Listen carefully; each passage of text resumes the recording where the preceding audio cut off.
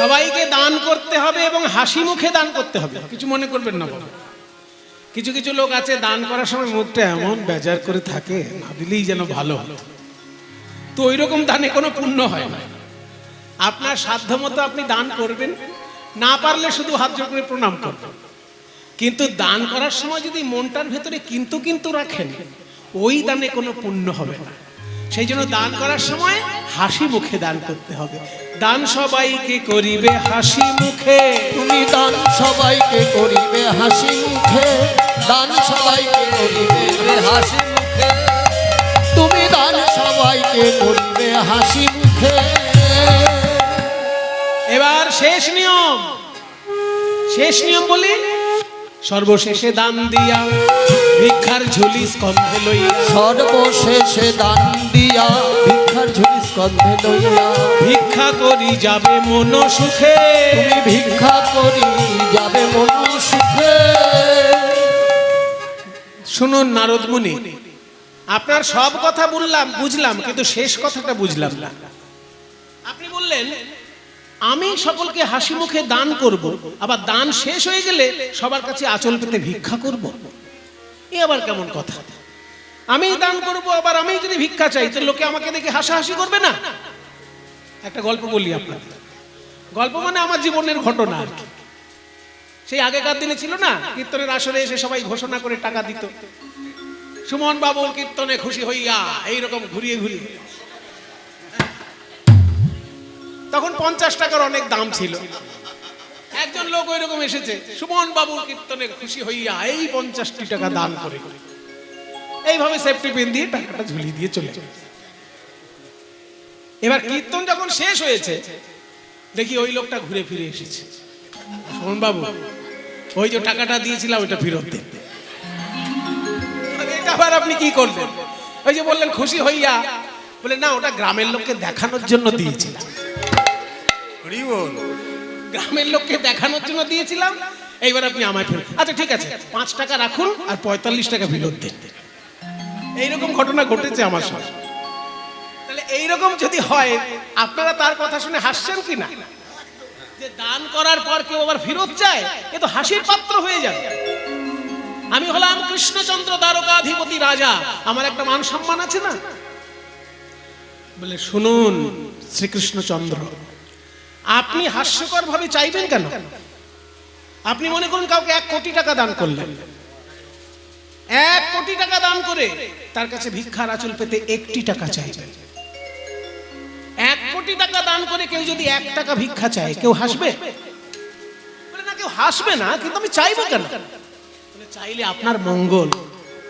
আপনি 1 কোটি টাকা দেবার পর যে 1টি টাকা তার কাছে ভিক্ষা নেবেন, আপনি আপনার কি হবে জানেন? দানের অহংকার দূরে যাবে,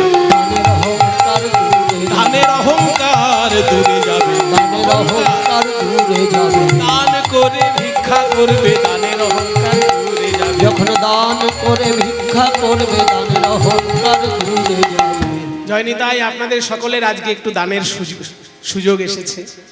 এই কীর্তন আসরের এখানকার আমাদের দাদা ভাইরা ভিক্ষার আঁচল নিয়ে আপনাদের কাছে যাবে। যে যেমন পারবেন প্রাণ ভরে গৌর গোবিন্দ সেবার জন্য সেই ভিক্ষার আঁচলে আপনারা দান করুন।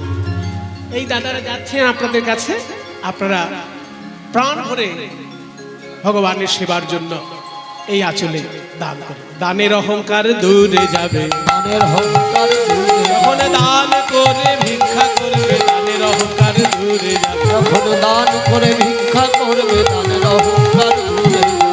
নারদের কথা শুনি কহে দেব চিন্তামণি, নারদের কথা শুনি কহে দেব চিন্তামণি, নিমন্ত্রণের ভার কে বলবে, নিমন্ত্রণের ভার কে বলবে।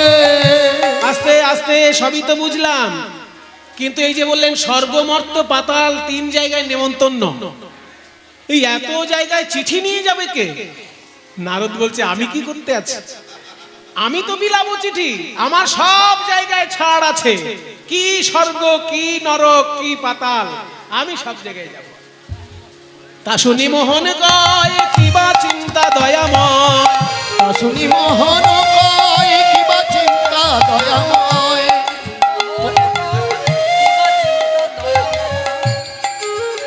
নিমন্ত্রণ পত্র আজকে বলরাম লিখে দিচ্ছে। এক এক করে বলরাম বলছেন, শ্রীকৃষ্ণ লিখছেন।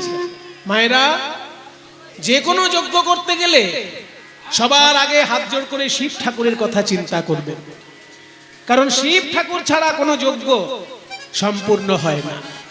শিবহীন যজ্ঞ করতে গিয়ে স্বয়ং দক্ষ রাজা সেও কিন্তু নিস্তার পায়নি। দ্বারকাধিপতি দুষ্টের দলন, শিষ্টের পালন, কৃষ্ণচন্দ্র মহারাজ কি, কৃষ্ণচন্দ্র মহারাজ কি, কৃষ্ণচন্দ্র মহারাজ কি।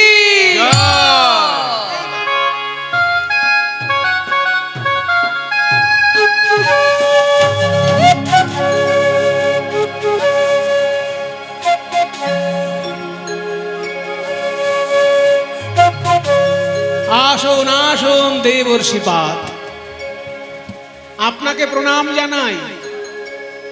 সত্যযুগ ত্রেতাযুগ পার করে দাপর যুগেও আপনি বিরাজ করছেন। এই দ্বারকার রাজপ্রাসাদে আপনাকে স্বাগতম। কিন্তু আপনি তো সবসময় নারায়ণ নারায়ণ এইরকম বলে বেড়ান, আজকে আপনি কেন রাধা নাম গাইতে গাইতে আসছেন? নারদ মুনি বলছেন, শোনো কৃষ্ণচন্দ্র, কিছু মনে করো না। আমি যেহেতু যুগে যুগে অমর, তাই আমি অনেক অবতার দেখেছি, আরো কত অবতার দেখব। তোমার আগে শ্রী রামচন্দ্রকেও আমি দেখেছি। ধর্মের পক্ষে থেকে অধর্মের বিরুদ্ধে তিনিও যুদ্ধ করেছেন, কিন্তু সেই যুদ্ধের প্রায়শ্চিত্ত স্বরূপ তিনি অশ্বমেধ যজ্ঞও করেছেন। আর তুমি যে এত বড় কুরুক্ষেত্রে যুদ্ধ বাঁধিয়ে দিলে, কই তুমি তো কোনো যজ্ঞ করলে না? ত্রেতায় রাম রাজা ছিল, অশ্বমেধ যজ্ঞ কইল। ত্রেতায় রাম রাজা ছিল, অশ্বমেধ যজ্ঞ কইল। তাহলে আমাকে কোনো যজ্ঞ করার পরামর্শ দেবেন আপনি? নিশ্চয়ই, মুনি ঋষি হিসেবে আমার কর্তব্য। তোমাকে আমি পরামর্শ দিতে চাই, তুমি একটা যজ্ঞ করো, যে যজ্ঞের নাম হবে দান ব্রত যজ্ঞ। দান ব্রত যজ্ঞ হবে এবে, দান ব্রত যজ্ঞ হবে রে। দান ব্রত যজ্ঞের নিয়ম কি? তিনটে মাত্র নিয়ম, খুব অল্প নিয়ম। প্রথম নিয়ম, শুনো বলি হে রাজন, ত্রিভুবন নিমন্ত্রণ। শুনো বলি হে রাজন, ত্রিভুবন নিমন্ত্রণ। সবারে করিতে হইবে, নিমন্ত্রণ সবারে করিতে হইবে। যজ্ঞের প্রথম নিয়ম হলো ত্রিভুবন নিমন্ত্রণ। বুঝতে পারছো? ত্রিভুবন মানে কি? স্বর্গের দেবতা, মর্তের মানুষ, আর পাতালে দৈত্যকুল আর নাগকুল। এই ত্রিভুবনকে নিমন্ত্রণ করতে হবে। নিমন্ত্রণ পেয়ে যারা আসবে তাদের কাছে 2 নম্বর, দ্বিতীয় নিয়ম কি? দ্বিতীয় নিয়ম বলছে, শোনো, নিমন্ত্রণ পেয়ে যারা আসবে তাদেরকে যে যা চাইবে তাই দিবে, সবার আশা মিটাইবে। যে যা চাইবে তাই দিবে, সবার আশা মিটাই। যে যা চাইবে তাই দিবে, সবার আশা মিটাইবে। যে যা চাইবে তাই দিবে, সবার আশা মিটাইবে। যে যা চাইবে তাই দিবে, সবার আশা মিটাইবে। যে যা চাইবে তাই দিবে, সবার আশা মিটাইবে। দান সবাইকে করিবে হাসি মুখে, দান সবাইকে করিবে হাসি মুখে। তাই শিব ঠাকুরের নামে প্রথম নিমন্ত্রণ। সবাই একটু হাত জোড় করুন, আমরা একটু দেবাদিদেব মহাদেবকে প্রণাম জানাই, ধ্যান মন্ত্রে তাকে একটুখানি স্তব করি। সবাই একটু হাত জোড় করুন।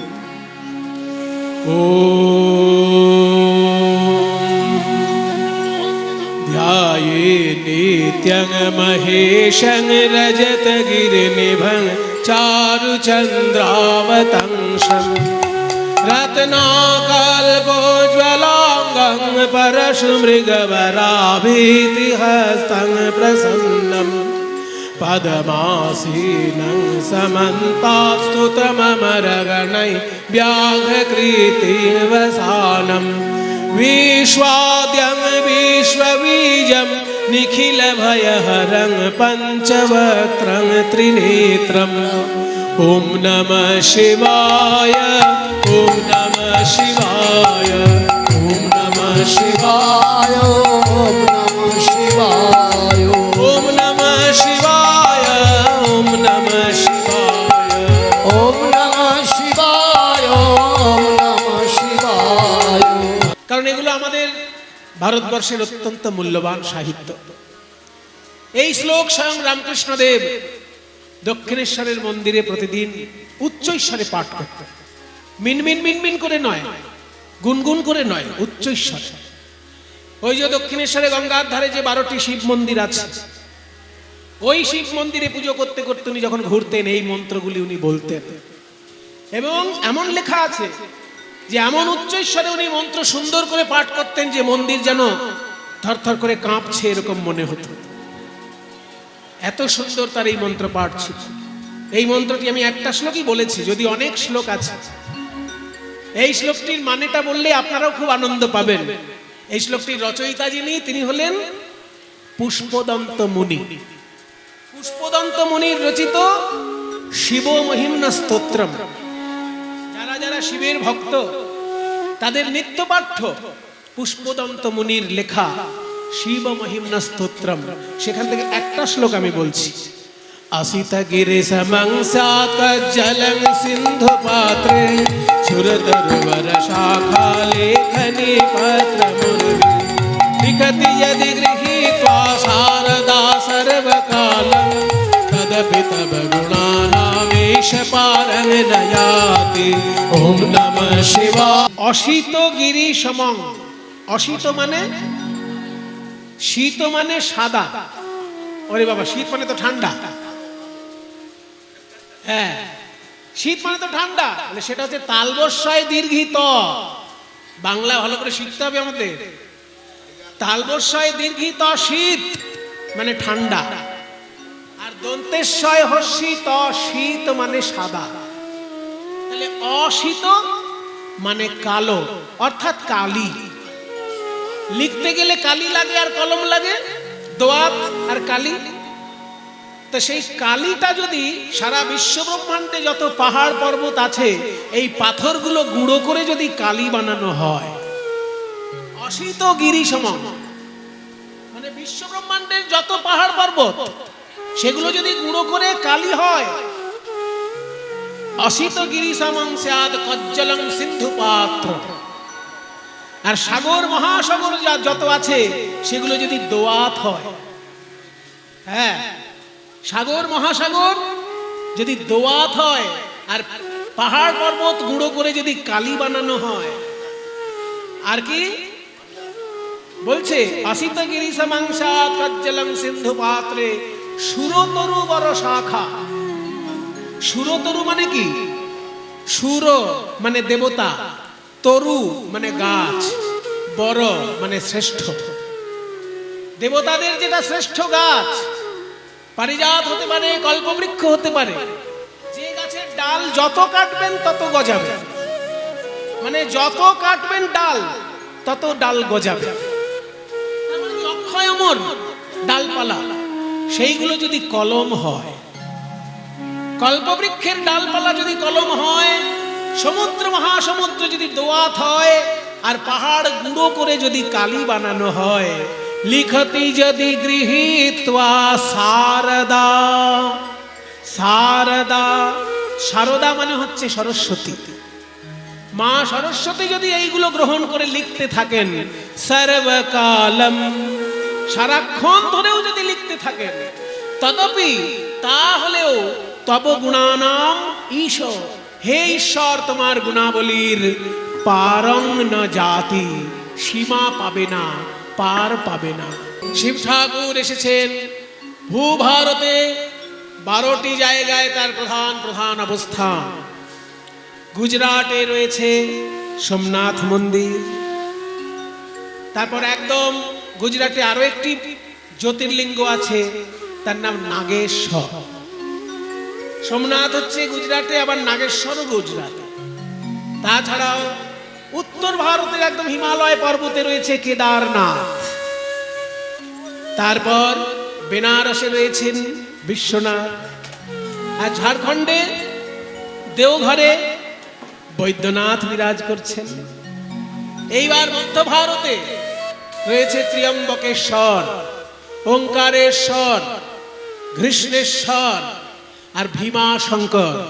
এনারা সবাই মহারাষ্ট্রে বিরাজ করছেন, মহারাষ্ট্র, মধ্যপ্রদেশ এবং মহারাষ্ট্র মিলে। আরো দক্ষিণে যদি চলে যান তাহলে দেখতে পাবেন মল্লিকার্জুন বিরাজ করছেন। আরো রয়েছেন রামেশ্বরম, রামেশ্বর বিরাজ করছেন। কাজে সারা ভারতবর্ষে 12টি জায়গায় স্বয়ং ভগবান বিরাজ করছেন। আর এক রয়েছেন উজ্জয়িনীতে মহাকালেশ্বর বিরাজ করছেন। কাজে 12টি জায়গায় স্বয়ং দেবাদিদেব মহাদেব উজ্জ্বল রূপে বিরাজ করছেন। এই 12টি জায়গায় যদি প্রণাম করা যায় জীবন ধন্য হয়ে যায়। আপনাদের আশীর্বাদে 2012 সালে আমি সংকল্প নিয়েছিলাম যে 2012 সালে আমার যেন দ্বাদশ জ্যোতির্লিঙ্গ দর্শন সম্পূর্ণ হয়। 12 সঙ্গে 12 মিলাতে চাইছি। তাই আপনাদের আশীর্বাদে 2012 সালেই আমি দ্বাদশ জ্যোতির্লিঙ্গ দর্শন সম্পূর্ণ করে রেখেছি। তার মধ্যে আমার সব থেকে মজা লেগেছে দুটি জায়গায়। একটা হচ্ছে রামেশ্বরম, যেখানে স্বয়ং মা শারদা গঙ্গা জল ঢেলে কি বলেছিলেন জানেন? যে ত্রেতা যুগে আমি তোমাকে যেমন দেখেছিলাম এখনো তোমাকে তেমন দেখছি। মানে হঠাৎ করে বলে আবার কথাটা লুকিয়ে ফেলেছে।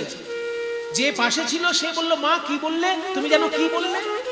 দ্বিতীয়বার আর মা শারদা বললেন না, ওই একবার বলেছিলেন, সঙ্গী যিনি ছিলেন তিনি সেটা শুনে মুখস্থ করে নিয়েছেন। যে ত্রেতা যুগে, তার মানে কি সীতা দেবী রূপে আমি যখন এখানে এসেছিলাম তখন তোমাকে যে রূপে দেখেছি আজকেও তোমাকে সেই রূপেই দেখছি। সেই জন্য যদি কোনোদিন আপনারা রামেশ্বরম যান, আপনাদের কাছে আমার অনুরোধ, এই বাংলা থেকে গঙ্গা জল নিয়ে যাবেন। কারণ সারা ভারতবর্ষে রামেশ্বরম শিবলিঙ্গে গঙ্গা জল দান করলে একসঙ্গে দুটো পুণ্য পাওয়া যায়। শিবলিঙ্গে গঙ্গা জলের পুণ্যও হলো, আর শ্রী বিষ্ণুকেও সেইখানে জল দেওয়া।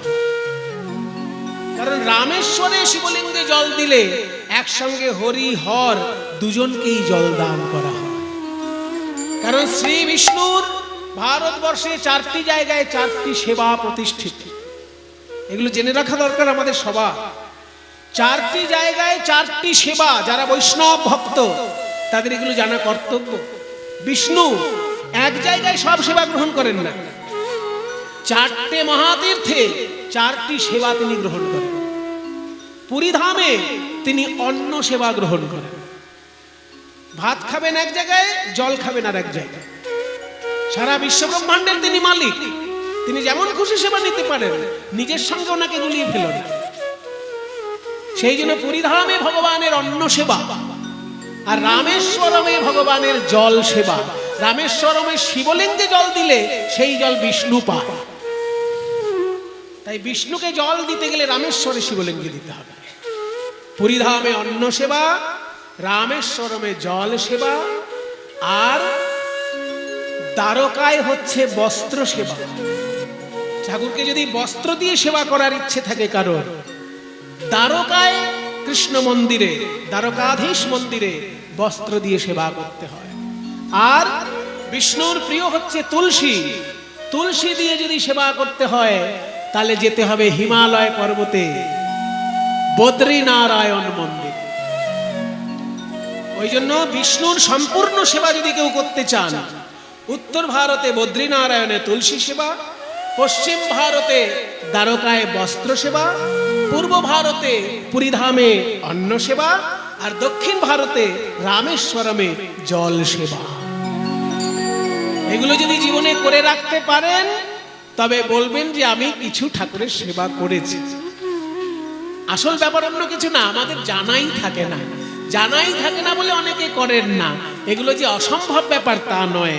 আপনাদের আশীর্বাদে আমি এই 4টি জায়গাতেই ঠাকুরকে প্রণাম করে তাদের সেবা করতে পেরেছি। সেই জন্য আমি নিজে যেগুলো উপলব্ধি করি সেগুলো আপনাদেরকে বলি, যে আনন্দ আমি পেয়েছি সেই আনন্দ যেন সবাই পায়, এই জন্য আমার এই কথাগুলি বলা। ভারতবর্ষের চারদিকে চার রূপে ভগবান সেবা নিচ্ছেন। উত্তর দিকে বদ্রীনারায়ণ রূপে তুলসী সেবা, পশ্চিম ভারতে দ্বারকাধীশ রূপে বস্ত্র সেবা, পূর্ব ভারতে জগন্নাথ রূপে অন্ন সেবা, আর দক্ষিণ ভারতে রামেশ্বরম রূপে জল সেবা। ওই জন্য ওখানে গিয়ে গঙ্গা জল কিনতে পাওয়া যায়, কিন্তু আপনি বাঙালি হয়ে কেন ওখানে গিয়ে গঙ্গা জল কিনতে যাবেন? ওই জন্য এখান থেকে ছোট একটা বোতলে জল নিয়ে যাবেন, গঙ্গা থেকে নিজে জল নিয়ে যাবেন, গিয়ে ওখানে শিবলিঙ্গে ঢাল। তাই দ্বাদশ জ্যোতির্লিঙ্গ রূপে স্বয়ং শিব ঠাকুর সারা ভারতবর্ষে বিরাজ করছেন। ওই জন্য শিবের নামে প্রথম চিঠি লিখতে হয় যে কোনো যজ্ঞে, প্রথম চিঠি শিবের নামে। প্রথমে শঙ্করে পরে শঙ্করী, প্রথমে শঙ্করে পরে শঙ্করী রে, গণপতি কার্তিকে রে, ওই গণপতি কার্তিকে রে, সে যে পদ্মজনী লক্ষ্মী বিনা আর পানি, সে যে পদ্মজনী লক্ষ্মী বিনা পানি। আর একটা কথা বলা বাকি আছে, বলে রাখি যদি কেউ পায়। চারটে সেবায় কিন্তু বিষ্ণু সেবা সম্পূর্ণ নয়, আর একটা সেবা সেটাই পূর্ণ হয়, সম্পূর্ণ হয়, পঞ্চসেবা। অন্ন, জল, বস্ত্র, তুলসী, আর বস্ত্রের সঙ্গে একটা কথা আছে জানেন তো, অলংকার, বস্ত্রালংকার। ওই জন্য অলংকার দিয়ে যদি কেউ ঠাকুরের সেবা করতে চায় তাহলে সেটা করতে হবে তিরুপতি মন্দিরে। দক্ষিণ ভারতে যে তিরুপতি মন্দির, ওই তিরুপতি মন্দিরে অলংকার দিয়ে ঠাকুরকে সেবা করতে হয়। তবে অলংকার তো ঠাকুরকে দেবার মতন ক্ষমতা সবার থাকে না, ওই জন্য কণা মাত্র সোনা সেইখানে মন্দিরে দান করতে, এটা বিধান। এক কণা সোনা তিরুপতির মন্দিরে দান করলে আপনার সারা ভারতবর্ষের সম্পূর্ণ সেবা হয়ে গেল। অন্ন, জল, বস্ত্র, অলংকার এবং তুলসী, এই পঞ্চ উপকরণে, পঞ্চ উপচারে বিষ্ণুর পরিপূর্ণ সেবা হয়ে গেল। সমস্ত চিঠি নিয়ে নারদ মুনি, কই নন্দ মহারাজের নামে চিঠি কই, যশোদা মায়ের নামে চিঠি কই? বলরাম বলছে আমি বলছি লেখ। মা গো যশোদে, কত না ব্যথা দিয়েছি তোমার প্রাণে, এই তোমার ছোট্ট ছেলে গোপালকে সব অপরাধ ক্ষমা করে মা, দান ব্রত যজ্ঞে এসে তুমি আমায় আশীর্বাদ করো। তুমি আশীর্বাদ না করলে আমার যজ্ঞ সম্পূর্ণ হবে না। নন্দ মহারাজকে লিখলো, বাবা তুমি নিজে দাঁড়িয়ে থেকে যজ্ঞ পরিচালনা করবে। শ্রীদাম সুদামকে লিখলে, এই শ্রীদাম, যজ্ঞ করার সময় ভাত রুটি খাওয়া যাবে না, ফল খেয়ে থাকতে হবে।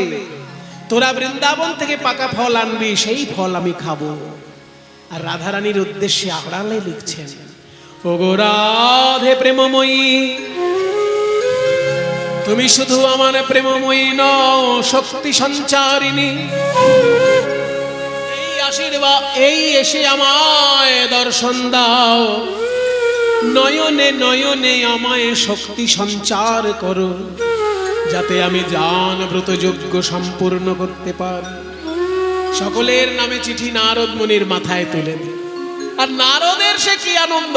নিমন্ত্রণ পত্র লইয়া নারদ চলিল, নিমন্ত্রণ পত্র লইয়া নারদ চলিল, নিমন্ত্রণ পত্র লইয়া নারদ চলিল, কিবা নিমন্ত্রণ পত্র লইয়া নারদ চলিল, নিমন্ত্রণ পত্র লইয়া নারদ চলিল, কিবা নিমন্ত্রণ পত্র লইয়া নারদ চলিল।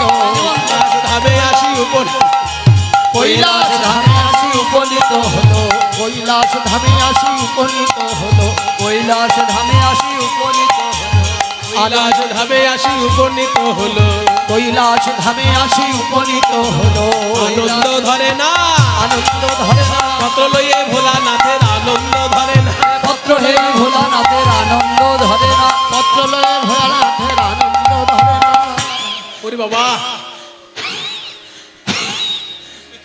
হাঁপিয়ে গেছে গো, একেবারে কৈলাস ধামে এসেছে শিব ঠাকুরের কাছে। মামা, কি ভাগ্নে, ও মামা, বলে কি ভাগ্নে, তুমি এই কৈলাসে বসে শুধু ধ্যানই করে যাও। আরে ধ্যান করে করাই তো আমার কাজ। পৃথিবীতে কি হলো কোনো খবর রাখলে না? কোনো খবর নেবার আমার দরকার নাই। সব জায়গায় অফিসার ফিট করা আছে, সব জায়গায় অফিসার ফিট করা আছে। মানে আমি ওনার কর্মচারী, সব খবর এনে ওনাকে দেব। হ্যাঁ, শোনো মামা, কি? শ্রীকৃষ্ণচন্দ্র বিরাট বড় দান ব্রত যজ্ঞ করছেন, হ্যাঁ, আর সেই যজ্ঞে তোমার নামে প্রথম চিঠি। আমার নামে? তুমি একা নও, তবে সাঙ্গ পাঙ্গ সঙ্গে নিয়ে যাবে। ওরে সাঙ্গ পাঙ্গ সবাই, হ্যাঁ সবাই। কারা সাঙ্গ পাঙ্গ? ডাকিনি, যোগিনী, চুগিনি, হ্যাঁ শাক চিরুনি, শাকচুন্নি, হ্যাঁ বাবা, তারপরে শীত,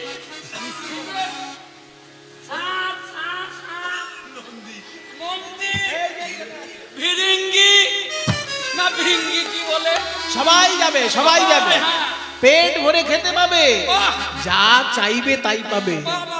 কৈলাসে নিমন্ত্রণ সেরে, স্বর্গ রাজ্য নিমন্ত্রণ সেরে, পাতালে নিমন্ত্রণ সেরে, মর্তভূমে নিমন্ত্রণ সেরে, নারদ এলো বৃন্দাবনে, দেখে শ্রীদাম সখা পটেতে আঁকা শ্যামের মূরতি করে। দেখে শ্রীদাম সখা। এই শ্রীদাম, নারদমণি আমাদের ভাই কানাই আমাদের কথা মনে রেখেছে। বলিস কি রে? ওরে যজ্ঞ করার সময় অন্য খাবার খেতে পাবে না, তাই ফল খেয়ে থাকতে হবে। আর এই চিঠিতে লিখেছে তোরাই নিয়ে যাবি সেই পাকা ফল, তাই নাকি? তাহলে তো আমাদের কাঁদলে চলবে না, ফল জোগাড় করতে হবে। চল চল, ফল জোগাড় করে আনবি।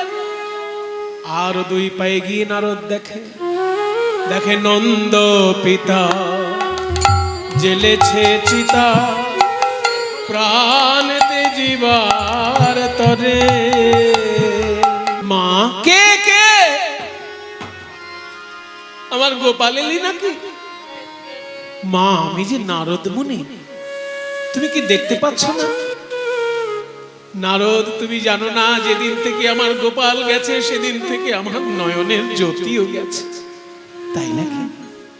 তাহলে এক কাজ করো মা, তোমার এই গোপালের দেওয়া চিঠি একবার চোখে বুলিয়ে নাও, তুমি দৃষ্টিশক্তি ফিরে পাও। যেই না গোপালের চিঠি একবার চোখে বুলিয়ে নিল, আহা, আমার ছেলে কি সুন্দর লিখেছে গো। মা, তুমি এসে আমায় আশীর্বাদ না করলে আমার যোগ্যই হবে না। আমাকে তো আশীর্বাদ করতে যেতেই হবে, খালি হাতে কি আর ছেলেকে আশীর্বাদ করা যায়? এখন ছানা মাখন বানাবো তবে তো যাব। মা যশোদা চললেন ছানা মাখন বানাতে। নন্দ মহারাজ চন্দন কাঠের চিতা সাজিয়ে অপেক্ষা করছেন ছাপ দেবেন বলে। নারদ এসে বলছে, মহারাজ এই অলক্ষণে কাজ আপনি করবেন না। এই দেখুন আপনার ছেলে কৃষ্ণ চিঠিতে লিখেছে, বাবা তুমি এসে যজ্ঞ পরিচালনা করো যাতে তোমার ছেলের অসম্মান না হয়। তাহলে তো আমাকে যেতেই হবে, আমাকে যজ্ঞ পরিচালনা করতে হবে। কে আছিস? রাজবেশ নিয়ে আয়, আমি রাজার বাবা হয়ে দ্বারকায় যাব। আরো দুই পায়ে গিয়ে নারদ দেখলেন রাধারানীর এবার অন্তিম দশা, শেষ অবস্থা রাধারানী। এত তীব্র বিরহ জ্বালা যে পদ্মফুলের পাপড়ির বিছানা করে শুইয়ে রাখা হচ্ছে, সেই পাপড়ির বিছানা, পদ্মফুলের পাপড়ি রাধারানীর অঙ্গের তাপে শুকিয়ে যাচ্ছে, এত বিরহ। রাধারানী বলছেন, সখীরে এই আমার শেষ দশা, আমি বুঝি আর বাঁচব না। তবে আমার মৃত্যুর পর আমার এই দেহ যেন গোবিন্দ সেবায় লাগে, সেই প্রার্থনায় আমি বিধাতার কাছে করে যাই।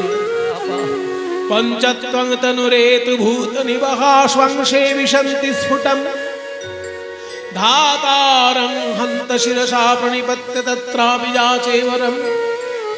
আমি বিধাতার চরণে এই বর প্রার্থনা করি। পঞ্চতত্ত্ব দিয়ে আমাদের শরীর গঠিত মায়েরা, 5টা তত্ত্ব দিয়ে শরীর তৈরি হয়।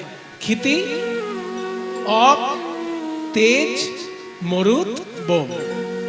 ক্ষিতি মানে মাটির অংশ, অপ মানে জলের অংশ, তেজ মানে তাপ বা জ্যোতি অংশ, মরুত মানে বাতাস, আর ব্যোম মানে আকাশ।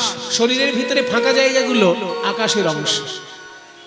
মৃত্যুর পর এই পঞ্চতত্ত্ব আবার পঞ্চতত্ত্বে মিশে যায়। তাই বলছে বিধাতার চরণে আমি প্রার্থনা জানাই এই পঞ্চতত্ত্ব গিয়ে তারা যেন কৃষ্ণ সেবা করে। কিভাবে? যাহা পহু অরুণ চরণে চলি যাত, যাহা যে ভূমির উপর গোবিন্দ বিচরণ করবে, আমার শরীরের মাটি অংশ যেন সেই ভূমিতে যায়। তাহলে কি হবে? আমার শরীরের মাটি যেন সেই পথে যায়, মাটি যেন সেই পথে যায়, যে পথে গোবিন্দ নেচে যাবে, তার চরণ ধুলা